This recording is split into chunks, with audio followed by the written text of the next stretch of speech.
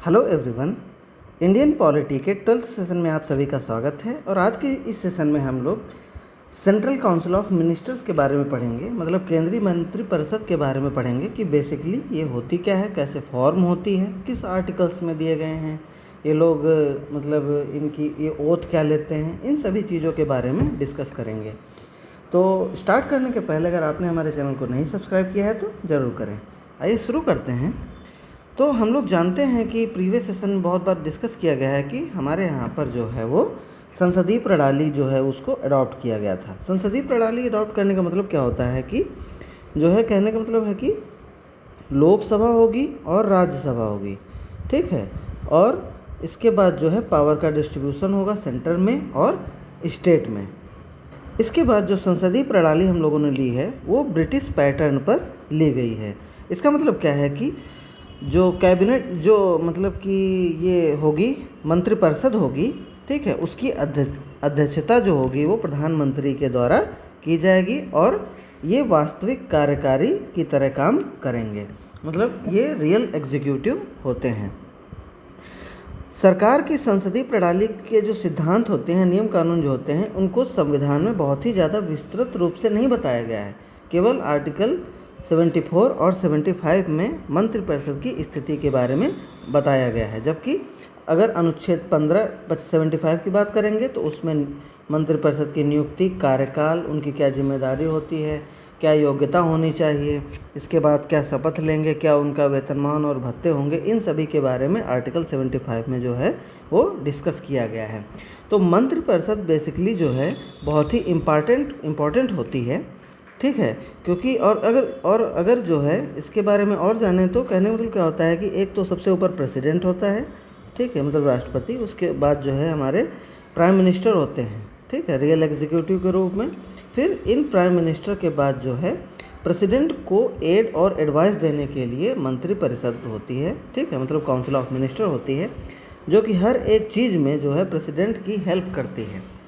तो अगर और डिटेल से जाने तो प्रेसिडेंट क्या करता है, प्राइम मिनिस्टर को अपॉइंट करता है और president in council of ministers को भी अपॉइंट करता है, ठीक है, काउंसिल ऑफ मिनिस्टर को भी अपॉइंट करता है। लेकिन होगा क्या कि जिनको प्राइम मिनिस्टर सजेस्ट करेगा उन्हीं को जो है प्रेसिडेंट काउंसिल ऑफ मिनिस्टर बनाता है। तो काउंसिल ऑफ मिनिस्टर जो है बहुत ही इम्पोर्टेंट इनका रोल होता है, ठीक है, क्योंकि ये एडवाइस देते हैं प्रेसिडेंट को थ्रू प्राइम मिनिस्टर। आइए आगे पढ़ते हैं कि मंत्रियों द्वारा सलाह की मतलब जो प्रकृति है वो कैसी होती है, nature of advice by ministers.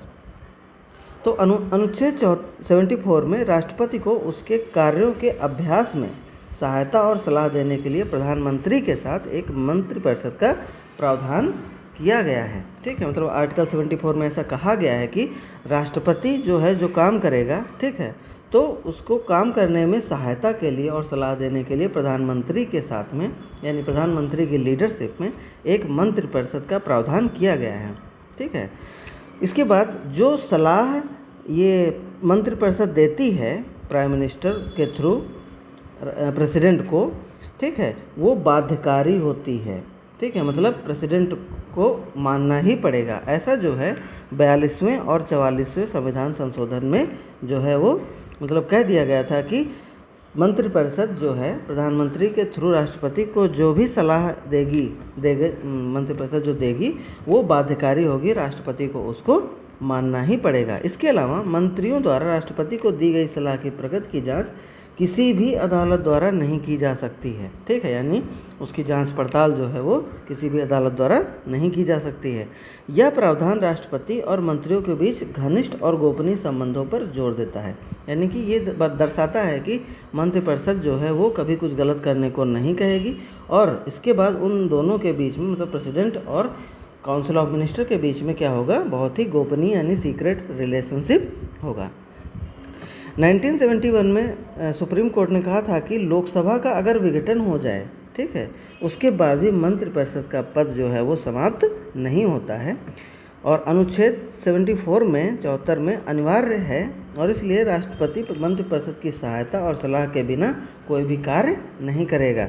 इसका मतलब क्या है कि जो है मतलब राष्ट्रपति जो है बिना मंत्रिपरिषद की सलाह के और सहायता के कोई भी काम नहीं करेगा।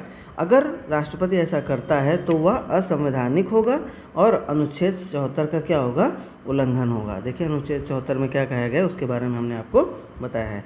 1974 में फिर से अदालत ने कहा कि जहाँ भी संविधान को राष्ट्रपति की संतुष्टि की आवश्यकता होती है, ठीक है, उसके बाद उसकी व्यक्तिगत संतुष्टि से उसका मतलब नहीं है, बल्कि मंत्रिपरिषद की संतुष्टि होनी चाहिए, ठीक है, जिसकी सहायता से और जिसकी सलाह पर राष्ट्रपति अपनी शक्तियों का प्रयोग करता है। यानी कह सकते हैं कि विदाउट काउंसिल ऑफ मिनिस्टर राष्ट्रपति जो है वो कोई काम नहीं कर सकता है जब तक मंत्रिपरिषद उनकी हेल्प नहीं करेगी, ठीक है। इन सभी पॉइंट्स को आप याद रखिएगा कि कब किस कॉन्स्टिट्यूशन अमेंडमेंट एक्ट से जो है ये बाध्यकारी हो गया था, तो 42 और 44 से। इसके बाद आर्टिकल 74 में क्या कहा गया है, इसको भी आप लोग याद रखिएगा। अब हम लोग आगे पढ़ेंगे कि जो मंत्रियों की नियुक्ति बेसिकली कैसे होती है। तो हम लोग जानते हैं कि प्रधानमंत्री की नियुक्ति कौन करता है, राष्ट्रपति करता है, और जो अन्य मिनिस्टर होते हैं उनकी नियुक्ति भी राष्ट्रपति के द्वारा की जाती है। लेकिन कौन कौन से मिनिस्टर रहेंगे उसकी सलाह जो है राष्ट्रपति को कौन देता है, प्रधानमंत्री देता है। जो आमतौर पर संसद के जो सदस्य होते हैं, जो चुनाव जीतते हुए होते हैं, वही चाहे वो लोकसभा के हो या राज्यसभा के हों, उनको ही मंत्री के रूप में नियुक्त किया जा सकता है। लेकिन ऐसा कुछ हार्ड एंड फास्ट नहीं है, ठीक है। मतलब कि अगर एक व्यक्ति जो संसद का अगर कोई सदस्य नहीं है, ठीक है, उसको भी जो है मंत्री के रूप में नियुक्त किया जा सकता है। लेकिन 6 महीने के भीतर उसको जो है संसद के किसी भी सदन का सदस्य बनना होता है। या तो वो चुनाव के द्वारा बन सकता है या तो किसी नामांकन के द्वारा यानी नॉमिनेशन के द्वारा बनना होता है। अगर वो 6 महीने के अंदर नहीं बनता है तो वह मंत्री जो है नहीं रहेगा, वो मंत्री के पद से हटा दिया जाएगा। इसके बाद जो है आगे अगर बढ़ते हैं कि मंत्री जो होते हैं मंत्रिपरिषद में वो क्या शपथ लेते हैं, ठीक है। तो अपने ऑफिस ज्वाइन करने के पहले वो राष्ट्रपति के समक्ष गोपनीयता की शपथ, राष्ट्रपति उनको गोपनीयता की यानी सिक्रेसी की जो है वो शपथ दिलाता है, जिसमें से पहला होता है कि हर एक मंत्री जो है संविधान के प्रति सच्ची आस्था और निष्ठा रखेगा, इसकी शपथ लेता है। भारत की संप्रभुता और अखंडता को बनाए रखने के लिए ऐसी शपथ लेता है। अपने कार्यालय के कर्तव्यों का ईमानदारी से निर्वहन करने के लिए शपथ लेता है। वह किसी बिना भय के, पक्षपात के, स्नेह के या दुर्भावना के, ठीक है, इन सभी प्रकार से लोगों को अधिकारों का जो है वो संविधान का पालन करेगा। इन सब ये जो 4 पॉइंट है, ये सेम ओथ जो है वो प्राइम मिनिस्टर भी सेम ओथ लेता है, ठीक है, क्योंकि प्राइम मिनिस्टर भी मंत्रिपरिषद का कह सकते हैं एक मतलब भाग होता है, ठीक है। तो ये था जो है इस सेशन में, छोटा सा सेशन था। तो आप लोगों ने क्या क्या ओथ ली जाती है, ठीक है, मंत्रियों की नियुक्ति कौन करता है, किस आर्टिकल में क्या लिखा गया है, इन सभी के बारे में आप लोगों ने इस सेशन में पढ़ा। तो thank you, that's all for the day. Keep learning.